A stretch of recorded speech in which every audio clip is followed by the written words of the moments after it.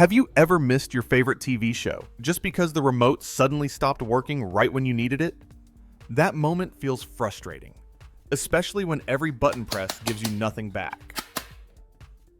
Before you spend money on a replacement, take a few minutes of simple repair. Today, you will see an easy method you can do at home with basic tools. The whole process takes about 10 minutes, and it can save you a surprising amount of money while bringing your remote back to life. Start by trying the remote on your TV like you normally do. Press the power button a few times and watch the screen.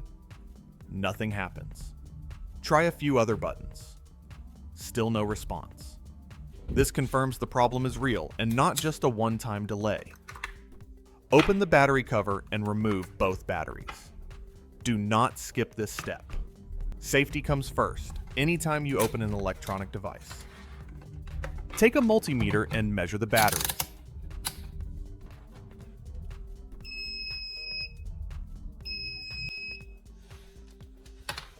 Touch the probes to the positive and negative ends and read the voltage. The reading shows the batteries still have enough power. That tells you the fault is probably not the batteries. If you have ever repaired something instead of replacing it, drop your method in the comments and explain what worked. Look inside the battery compartment and notice the dust and dull metal contacts. Dirt and oxidation often block good electrical flow. Use a small screwdriver and remove the screws on the back of the remote. Keep the screws in a small cup so nothing gets lost. Hold the remote firmly and gently separate the two halves of the plastic shell. Work slowly along the seam so you do not crack the clips. Once open, you can see the rubber keypad, the circuit board, and the inside of the plastic case. There is visible dust and grime built up around the buttons and edges.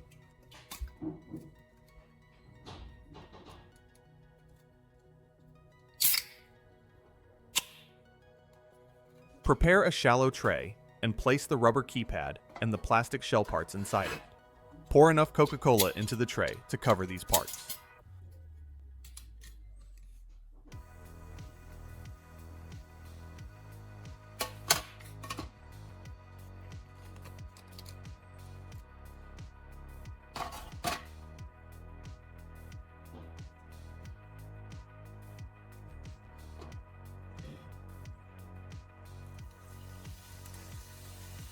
Coca-Cola contains mild acids that help loosen dirt and residue. Let the liquid reach all surfaces. Take a soft toothbrush and begin brushing the rubber keypad. Scrub across the button contacts and the edges between buttons. Use small, steady strokes. Continue brushing the inside of the plastic shell as well. Focus on corners and grooves where dirt collects. Keep brushing until the surfaces look clean and no sticky film remains. Turn each part and clean the other side too. Do not rush this step. Good cleaning here improves button response later.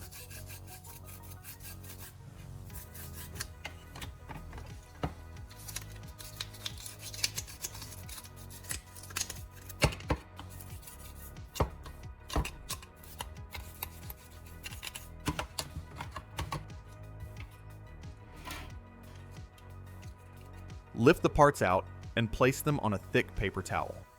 Let excess liquid drip off first, then set them down to dry. Use dry paper towels and wipe each part carefully.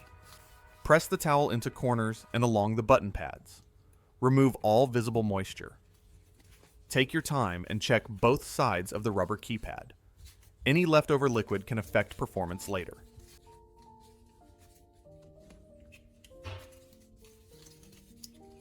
Continue wiping until the surfaces feel dry to the touch.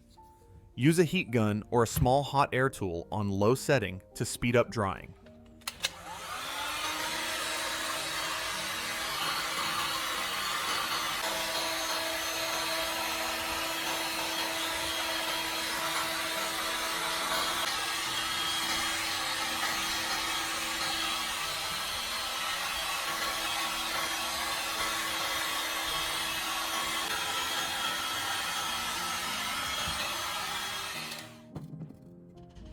Keep the airflow moving and hold it at a safe distance.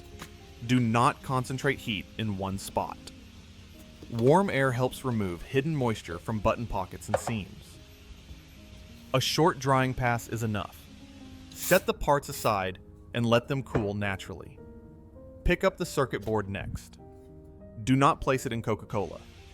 Instead, spray a small amount of WD-40 onto a cotton swab. Never spray directly onto the board. Use the damp swab to wipe the contact pads and key contact circles on the board.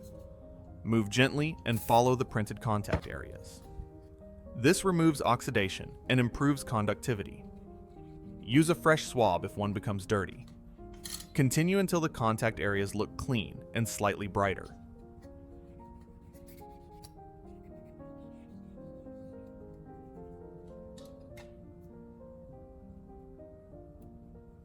Place the cleaned board on the table.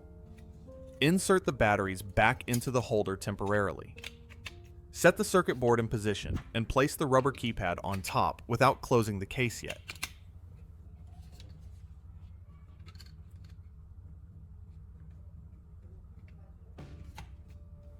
Press several buttons while watching the small indicator, LED, on the board. Most buttons trigger the light. Notice that the power button does not trigger any light. That tells you the board works, but that one button path has a problem.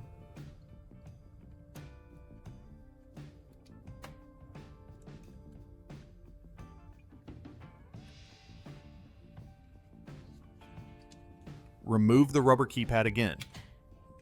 Use a screwdriver tip to briefly bridge the two contact points on the circuit board where the power button connects. Touch lightly and watch the LED. The light turns on. That confirms the board is fine, and the fault is in the rubber keypad contact for the power button.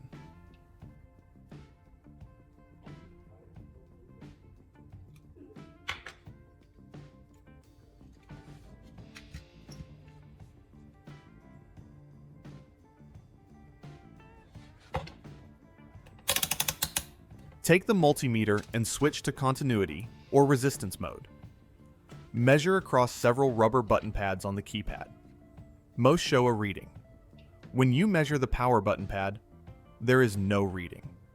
That pad has lost its conductive layer. This is a common failure in older remotes.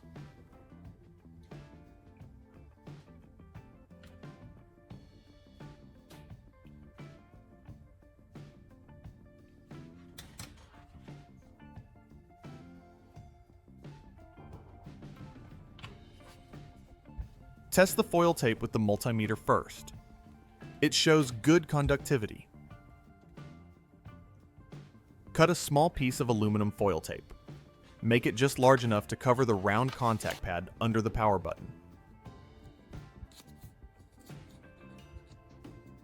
Place the small foil piece onto the rubber pad for the power button. Press it down flat so it sticks well and does not extend beyond the pad edge. Keep it neat and centered.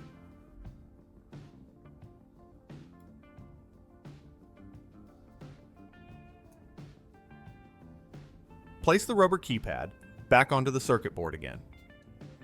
Press the power button. The indicator light now turns on immediately. Press a few other buttons to confirm nothing else shifted out of place. All buttons respond as expected. The contact repair works. Remove the batteries once more so you can finish assembly safely. Set the circuit board back into the front shell of the remote.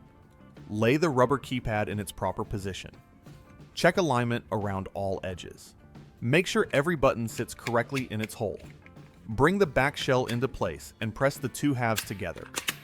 You should feel the clips engage around the edges. Reinstall all screws and tighten them evenly. Do not over-tighten. Firm and snug is enough for plastic threads. Insert the batteries again and close the battery cover. Point the remote at the TV and press the power button. The TV turns on right away.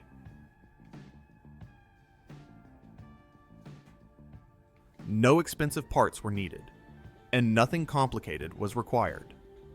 If this repair helped you, press the like button so more people can find this guide.